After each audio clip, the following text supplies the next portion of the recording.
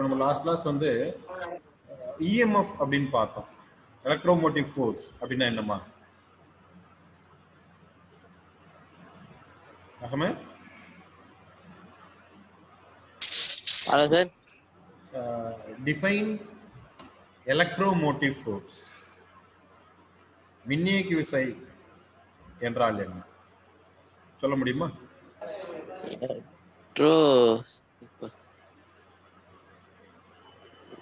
Sir தெரியல sir. Just try பண்ணுங்க. ஏன்னா நான் ஏற்கனவே சொன்னேன், இந்த செகண்ட் லெசனோட ஹீரோவே வந்து பாத்தீங்கன்னா இஎம்எஃப் தான். இந்த இஎம்எஃப் இல்லைன்னா நம்ம செகண்ட் லெசனே இல்லை அப்படின்னு சொல்லி இன்ட்ரோடக்ஷன் கொடுத்தா ஸ்டார்ட் பண்ணமே. சரி, யாராவது தெரிஞ்ச ஸ்டூடெண்ட் யாராவது ஒருத்தர் அன்மியூட் பண்ணிச்சு. Sir, amount of work done வந்து ஒரு இடத்துல இருந்து இன்னொரு இடத்துக்கு போறது வந்து இஎம்எஃப் சார். அந்த அந்த சாமுண்டீஸ்வரி சார் என்ன பர்பஸ்க்காக பண்றோம்? என்ன பர்பஸ் ஓடுதுன்னு நினைக்கிறேன் இல்லையா? டிவி பக்கத்துல உட்காந்து நீங்க கிளாஸ் அட்டன் பண்ணீங்கன்னா கிளாஸ் கவனிப்பீங்களா அல்லது வீட்டுல ஓடக்கூடிய சாங்ஸை கவனிப்பீங்களா? சரி, அதாவது ஒரு யூனிட் சார்ஜ், ஓரளவு மின்னூட்டத்தை யூனிட் சார்ஜ் வந்து ஒரு பாயிண்ட்ல இருந்து அனதர் பாயிண்ட்க்கு மூவ் பண்றதுக்கு நம்ம பண்ணக்கூடிய ஒர்க் டன். அந்த ஒர்க் டன் எங்க இருந்து கிடைக்குன்னா பேட்டரியோட இஎம்எஃப்ல இருந்து கிடைக்கும். சரியா? ஓரளவு மின்னூட்டத்தை ஒரு புள்ளியிலிருந்து இன்னொரு புள்ளிக்கு நகர்த்துவதற்கு அந்த மின்னூட்டத்தின் மீது அந்த மின்கலனால என்ன செய்யப்படுகிறது? ஒரு வேலை செய்யப்படுகிறது. அந்த மின்னூட்டத்தை இயக்குவதற்கு ஒரு செய்யப்படுகின்ற வேலை, அதான் மின்னியக்கு விசை அப்படி நம்ம ஏற்கனவே படிச்சிருக்கோம். சரியா? ரைட். ஸோ இன்னைக்கு பார்த்தீங்கன்னா ஒரு 2-3 மார்க் கொஸ்டின்ஸ் பார்க்க போறோம். Cells are connected in series.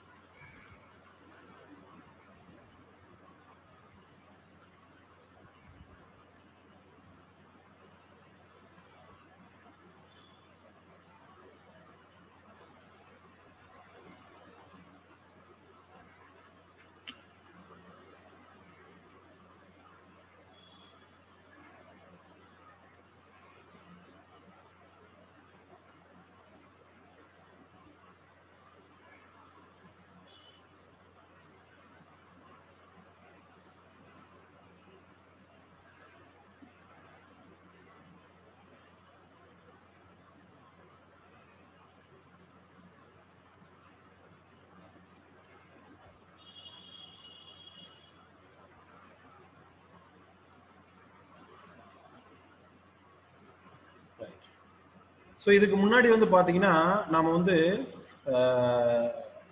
First லெசன்ல capacitors are connected in series பார்த்துருப்போம். செகண்ட் லெசன்ல resistance are connected in series அப்படின்னு பார்த்துருப்போம்.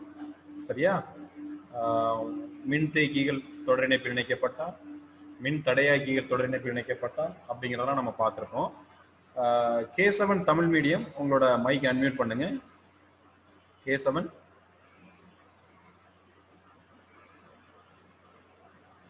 உங்க மைக் அன்மியூட் பண்ணுமா?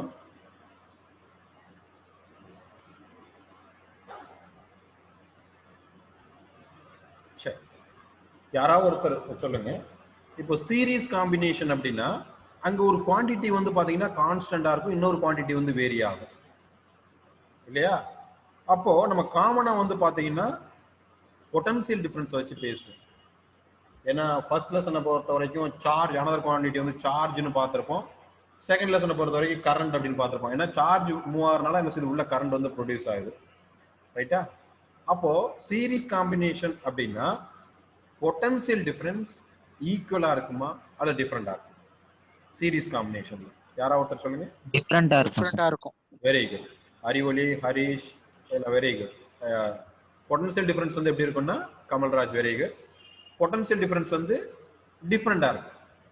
சரி, மின்னழுத்த வேறுபாடு வந்து என்ன செய்யும்? மாறுபடும். சரியா?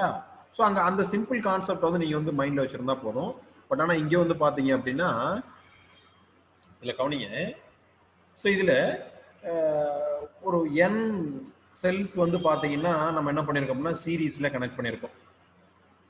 n மின்கலன்கள் வந்து பாத்தீங்க அப்படின்னா ஒரு தொடர் இணைப்புல இணைச்சிருக்கோம். அப்ப இந்த தொடர் இணைப்பு மொத்த அமைப்பு தான் வந்து மின்கல தொகுப்பு அப்படின்னு சொல்லுவோம். ஏற்கனவே நம்ம படிச்சிருக்கோம்.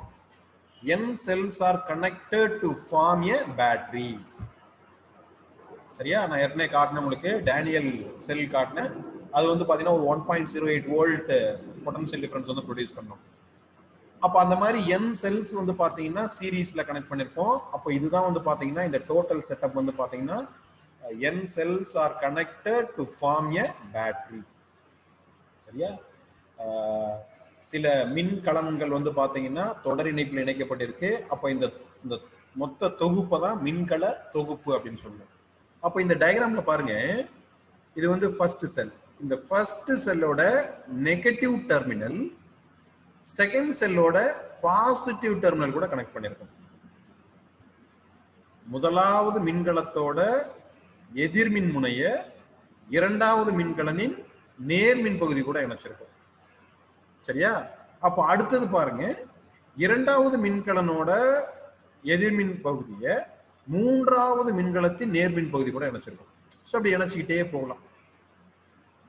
இப்போ ஒரு செல்லோட நெகட்டிவ் டெர்மினலை நெக்ஸ்ட் செல்லோட பாசிட்டிவ் டெர்மினல் வந்து கூட என்ன பண்ணிருக்கோம், கனெக்ட் பண்ணிட்டே இருக்கோம். அப்படி கனெக்ட் பண்ணினோம்னா அது வந்து சீரீஸ் கனெக்ஷன். சரியா? அப்போ இதுல ஒவ்வொரு செல்லுக்கும் வந்து பாத்தீங்கன்னா ஒரு இஎம்எஃப் இருக்கும். அந்த இஎம்எஃப் வந்து என்ன செய்யறோம், ஷை அப்படின்னு டினோட் பண்றோம். அதோட மின்னியக்கு விசை வந்து ஷை அப்படின்னு குறிக்கிறோம். அப்போ செல் ஆஃப் இஎம்எஃப் வந்து பாத்தீங்கன்னா சைன் டினோட் பண்றோம். இன்டர்னல் ரெசிஸ்டன்ஸ் அக மின்தடை எப்படி குறிப்போம், யாராவது ஒருத்தர் சொல்லுங்க. இன்டர்னல் ரெசிஸ்டன்ஸ் லாஸ்ட் கிளாஸ் பார்த்தோம். எப்படி சொல்லுங்க? Internal resistance is denoted by small r sir.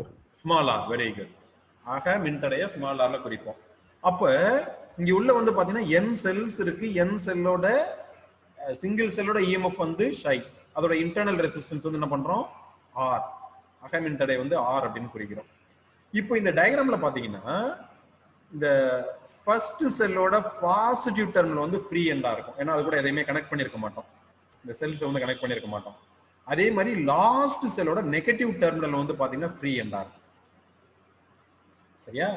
அப்ப இதுதான் என்ன செய்யும் அப்படின்னா, இங்க ஒரு பாயிண்ட் இருக்குன்னு வைங்க. இது A அப்படின்னு வச்சுக்கோங்க, இத B அப்படின்னு வைங்க. அப்போ முதல் மின்கலனோட நேர்மின் பகுதி வந்து பாத்தீங்கன்னா எந்த இணைப்புலையும் இருக்காது. அதே மாதிரி கடைசி மின்கலனோட எதிர்மின்வாய் எந்த இணைப்புலையும் இருக்காது. அப்ப இந்த AB அப்படிங்கிறது தான் இந்த தொடர் இணைப்புல உள்ள மின்கலனோட மின் பகுதி. இது நேர்மின் பகுதியா செயல்படும், இது வந்து எதிர்மின் பகுதியா செயல்படும். the free end of the free end, அதாவது இது வந்து ஃபர்ஸ்ட் பிரைமரி செல். சரியா? பிரைமரி செல்ங்கிறது வேணா செல்னு வச்சுக்கோங்க. So the free end of the positive terminal of first cell and the free end of the negative terminal of last cell. இதுதான் என்ன செய்யும்னா, இது பாசிட்டிவ், இந்த சீரீஸ் காம்பினேஷனோட இது ஏங்கிறது பாசிட்டிவ் டெர்மினல் ஆக்ட் பண்ணும், பிங்கிறது நெகட்டிவ் டெர்மினலா ஆக்ட் பண்ணும். சரியா? இப்ப இது கூட என்ன பண்ணிருக்கோம் அப்படின்னா ஒரு எக்ஸ்டர்னல் ரெசிஸ்டன்ஸ் கேபிட்டல் ஆர் வந்து என்ன பண்ணிருக்கோம், கனெக்ட் பண்ணிருக்கோம். இதுவும் வந்து பாத்தீங்கன்னா சீரீஸ்ல. சரியா? அப்ப இங்க n செல்ஸ் கனெக்ட் பண்ணிருக்கனால சிங்கிள் செல்லோட EMF வந்து ஷை அப்படின்னு சொல்லணும். அப்ப டோட்டல் EMF எவ்வளவு பார்க்கும்?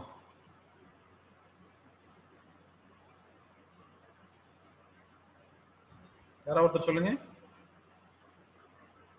இந்த மின்கல தொகுப்போட தொகுபயம் மின்னியக்கு எவ்வளவு பார்க்கும்? Total EMF of the battery. ஏன்னா இதெல்லாம் சிங்கிள் செல், டோட்டல் செல்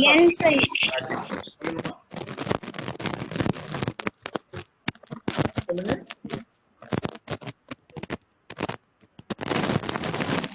இந்த மின்கல தொகுப்போட மொத்த மின்னியக்கு எவ்வளவு இருக்கும்? n size sir. n into psi. சரியா? அப்ப இங்க டோட்டல் இன்டர்னல் ரெசிஸ்டன்ஸ் எவ்வளவு இருக்கும்?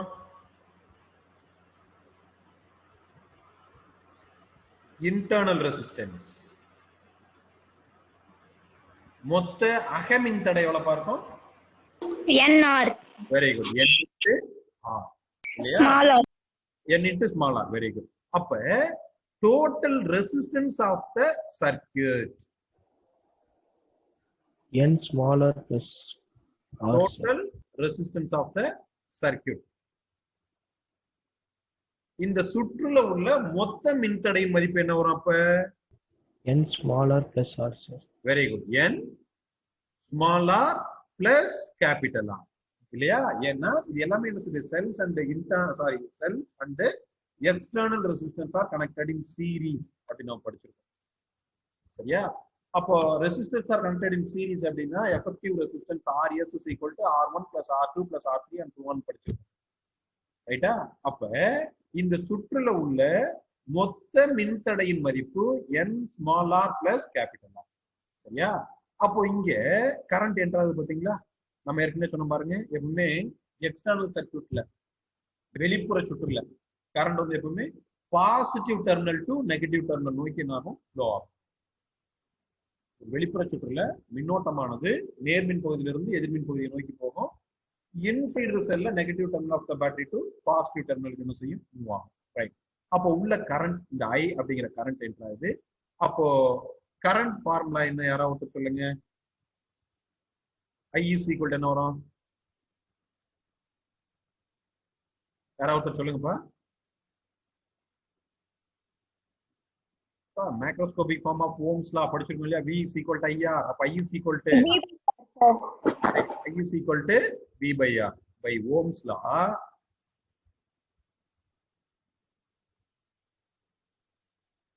I is equal to V by R ஓமின் விதிப்படி சரியா இப்போ இங்க I is equal to என்ன வரும் சொல்லுங்க Iங்கிறது V Vங்கிறது பொட்டன்ஷியல் டிஃபரன்ஸ் சரியா அப்போ இந்த AB க்கு உள்ள AB க்கு அக்ராஸா உள்ள பொட்டன்ஷியல் டிஃபரன்ஸும் நம்ம அப்ளை பண்ணக்கூடிய EMF எப்படி இருக்கும் ஈக்குவலா இருக்கும் அப்ப டோட்டல் EMF என்ன இருக்குங்க N into psi divided by R total resistance of the circuit வந்து பாத்தீங்கன்னா N into small r plus capital R இது equation number 1 இதுதான் total current flows through the circuit இந்த சுற்றில் பாயக்கூடிய மொத்த மின்னோட்டத்தின் மதிப்பு I is equal to N into psi divided by N small r plus capital R சரியா இதுல ஒரு ரெண்டு கண்டிஷன் பார்க்க போறோம் first condition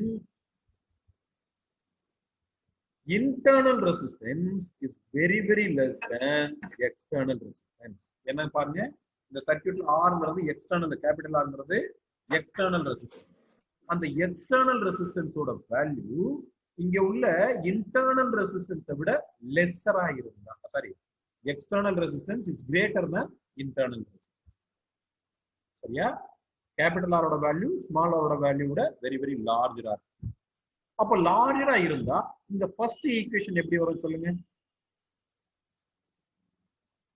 I is equal to சொல்லுங்கப்பா n psi by capital R.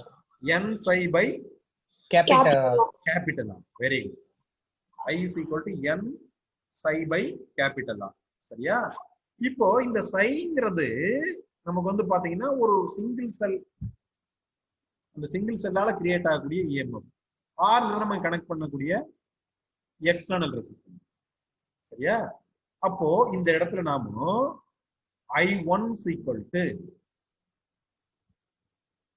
psi by R னு சொல்லுவோம் ஏன்னா I1 அப்படிங்கிறது ஒரு சிங்கிள் செல்லால கிரியேட் ஆகக்கூடிய கரண்ட் ஒரே ஒரு மின்கலனால உருவாகக்கூடிய மின்னோட்டத்தின் மதிப்பு I1 சரியா அப்ப இதை ஈக்குவேஷன் நம்பர் 2 னு வச்சுக்கோங்க இது ஈக்குவேஷன் நம்பர் 3 னு வைங்க இப்போ ஈக்குவேஷன் 3 ஈக்குவேஷன் 2 ல சப்ஸ்டிட்யூட் பண்ணுங்க அப்ப என்ன பாருங்க I is equal to என்னப்பா வரும்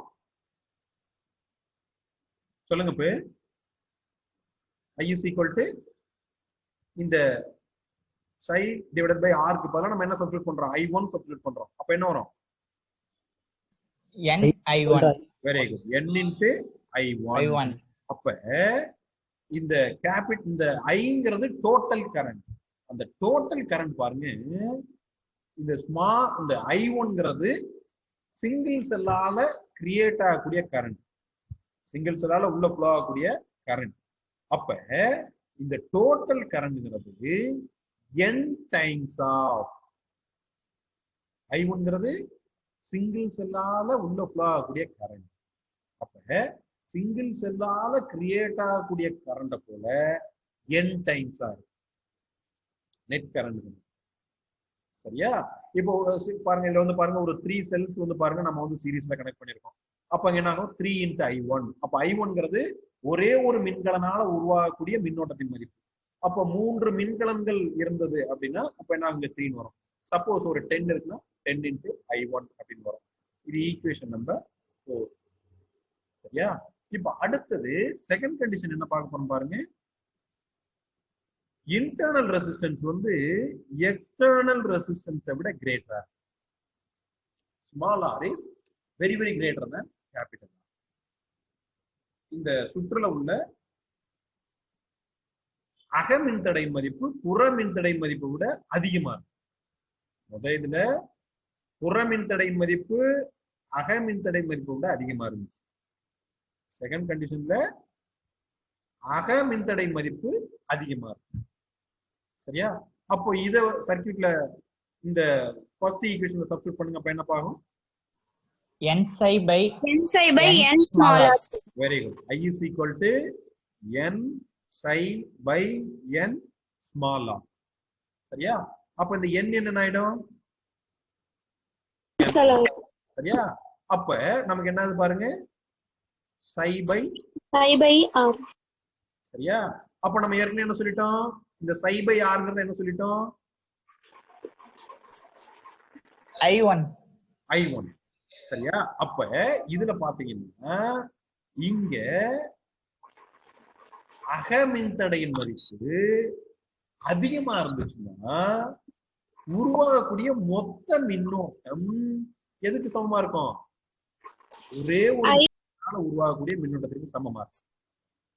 நீங்க ஒரு 10 மின்கலன் தொடர் இணைப்பு வச்சிருந்தாலும் சரி, அங்க உருவாகக்கூடிய மின்னோட்டம் ஒரே ஒரு மின்கலனால எவ்வளவு மின்னோட்டம் உருவாகுமோ அதே மின்னோட்டம் தான் 10 மின்கலனாலையும் உருவாகும். புரியுதா? இப்ப இன்டர்னல் ரெசிஸ்டன்ஸோட வேல்யூ எக்ஸ்டர்னல் ரெசிஸ்டன்ஸோட வேல்யூ விட கிரேட்டா இருந்துச்சுன்னா இங்க கிரியேட் ஆகக்கூடிய கரண்ட் பாருங்க I1 மட்டும்தான். ஆனா போனதுல பாருங்க n × I1 எத்தனை செல்ஸ் இருக்கோ அத்தனை நம்மளால என்ன செய்ய முடியும்? மல்டிப்ளை பண்ண முடியும். I1ங்கிறது சிங்கிள் செல்லால கிரியேட் ஆகக்கூடிய கரண்ட். சரியா? அப்ப நமக்கு இதுல இருந்து இந்த cells are connected in series அப்படின்னா எப்போ நமக்கு அதுல இருந்து அட்வான்டேஜஸ் இருக்கும் அப்படின்னா எக்ஸ்டர்னல் ரெசிஸ்டன்ஸ் வந்து இன்டர்னல் ரெசிஸ்டன்ஸை விட கிரேட்டரா இருந்துச்சு அப்படின்னா நம்ம அதுல இருந்து எத்தனை செல்ஸ் கனெக்ட் பண்ணிருக்கோமோ அவ்வளவு அமௌண்ட் ஆஃப் கரண்ட் அதுல இருந்து என்ன செய்ய முடியும்? டெலிவர் பண்ண முடியும். சரியா? அதுல இருந்து ரெக்கவர் பண்ண முடியும். ஆனா ஒருவேளை நாம இந்த பேட்டரி கனெக்ட் பண்ணிருக்கோம் பாருங்க, செல்ஸ் கனெக்ட் பண்ணிருக்கோம் பாருங்க, இந்த செல்ஸோட இன்டர்னல் ரெசிஸ்டன்ஸ் நாம இந்த சர்க்யூட்ல கனெக்ட் பண்ண எக்ஸ்டர்னல் ரெசிஸ்டன்ஸை விட கிரேட்டரா இருந்துச்சு அப்படின்னா நம்ம எவ்வளவு செல்ஸ் கனெக்ட் பண்ணி பேட்டரி ஃபார்ம் பண்ணியிருந்தாலும் ஒரே ஒரு செல் கனெக்ட் பண்ணதுன்னா சமமா. சரியா? அப்போ எப்போ நமக்கு இதுல இருந்து more amount of current recover பண்ண முடியும்? அங்க இருந்து நமக்கு கரண்ட் வந்து டெலிவர் ஆகும். யாராவது சொல்லுங்க. எக்ஸ்டர்னல் ரெசிஸ்டன்ஸ் ஹையா இருக்கணும். Very good. எக்ஸ்டர்னல் ரெசிஸ்டன்ஸோட வேல்யூ வந்து ஹையா இருந்துச்சு அப்படின்னா நாம வந்து பாத்தீங்கன்னா cells are connected in series பண்ணும்போது நமக்கு அதோட எஃபிஷியன்சி வந்து பாத்தீங்கன்னா எப்படி இருக்கும்? அதிகமா இருக்கும். சரியா? ரைட். ஸோ இந்த கொஸ்டின்ல ஏதாவது டவுட் இருந்தா கொஞ்சம் கேட்டுக்கணுமா?